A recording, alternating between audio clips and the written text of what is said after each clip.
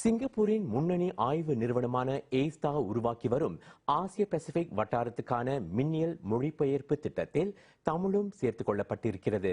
9 ஆசிய மொழிகள் அடங்கிய அந்த திட்டத்தில் 10வது மொழியாக தமிழ் இடம்பெறும். ஆசியாவைச் சேர்ந்தவர்கள் ஒருவருக்கு ஒருவர் உரையாடிக் கொள்ள இனி மொழி ஒரு தடையே இல்லை. ஜப்பானியரிடம் தமிழில் பேசலாம், அதை அவர் சொந்த மொழியில் புரிந்து கொள்வார். புதிய மொழிபெயர்ப்பு தொழில்நுட்பம் அதற்கு கை கொடுக்கிறது. அந்த தொழில்நுட்பம் எதிர்கால கைபேசிகளிலும் கணினிகளிலும் இடம்பெறும் என்று எதிர்பார்க்கப்படுகிறது. 8 நாடுகள் ஒன்று சேர்ந்து உருவாக்கும் புதிய திட்டத்தில் சிங்கப்பூரின் ஏஸ்டா ஆய்வு நிறுவனம் 4 ஆண்டுகளுக்கு முன்னர் சேர்ந்து கொண்டது. அப்போது ஹிந்தி, மேண்டரின், மலாய், தாய் உட்பட 9 மொழிகள் மட்டுமே அத்திட்டத்தில் இடம்பெற்றிருந்தன. அதாவது உடனடி மொழிபெயர்ப்பு சாதனம் அப்படிங்கிறத ஒன்று உருவாக்குறதுக்காக உள்ள ஏற்பாடு இது. அதில் குறிப்பாக ஆசியாவில் உள்ள முக்கியமான மொழிகள் எல்லாத்தையும் அதில் போட்டிருக்கோம். அதில் தமிழ் விடப்பட்டிருந்தது.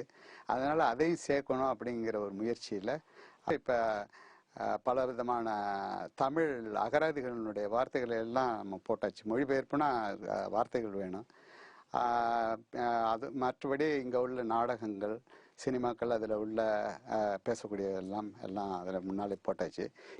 மொழிபெயர்ப்பு சாதனத்தில் தமிழ் இடம்பெற முக்கிய காரணமாக இருந்தவர் இவர். அனைத்துலக மொழி தொழில்நுட்ப வல்லுநரும் சிங்கப்பூரில் அத்திட்டத்திற்கு தலைமை ஏற்பவருமான டாக்டர் லீ ஹாய் சோ தமிழை சேர்த்துக் கொண்டதற்கான காரணத்தை தமிழ் செய்தியிடம் விளக்கினார். We started with some languages because of economic values, because of stronger demands, bigger population, things like that. And we see that Tamil is a language of importance, not only to Singapore but to the world. And but we need to get a lot of people to contribute to the project by contributing their speech. தென்கிழக்கு ஆசியாவின் திட்டத்தின் 80 விழுக்காட்டு பணிகள் நிறைவடைந்துவிட்ட நிலையில் தற்போது இறுதிக்கட்ட குரல் பதிவு பணி நடைபெறுகிறது.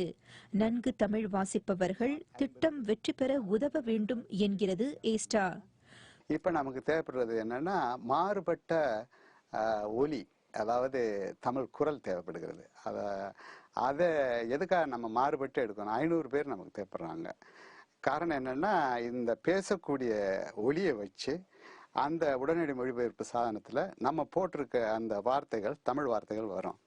அப்போ அதை வரும்பொழுது இதை ஆங்கிலத்தில் சொல்லணும் அப்படின்னு சொன்னால் ஆங்கிலங்கிற அதை அமுக்கணுன்னா ஆங்கிலத்தில் வரும்.